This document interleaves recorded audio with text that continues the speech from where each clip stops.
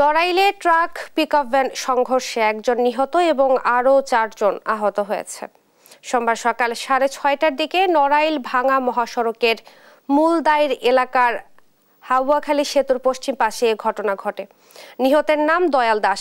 সে যশোরের কেশবপুর উপজেলার সুজাপুর গ্রামের নারায়ণ দাসের ছেলে।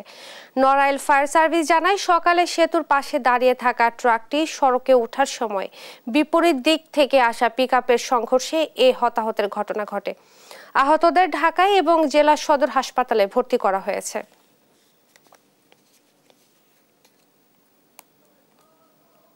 মেসেজ পাই যে হাওয়াখালী ব্রিজের উপরে দুটো ট্রাকের মুখোমুখি সংঘর্ষ হয়। পরপরই আমরা দ্বিতীয় কালে এবং অ্যাম্বুলেন্স গাড়ি নিয়ে ঘটনাস্থলে উপস্থিত হয়ে ওখানে আমরা একজন ভিকটিমকে পাই। ওনাকে দ্রুত আমরা হসপিটাল নিয়ে আসি এবং হসপিটালে আনার পর দেখি স্থানীয়ভাবে আরও 4 জনকে হসপিটালে আনা হয়েছে। তার মধ্যে একজন মারা গেছে আর 2 জনকে জরুরি চিকিৎসার জন্য ঢাকায় দ্রুত রেফার করা হয়েছে আর 2 জন এই হসপিটালে এখনো ভর্তি নিয়ে চিকিৎসা নিচ্ছে।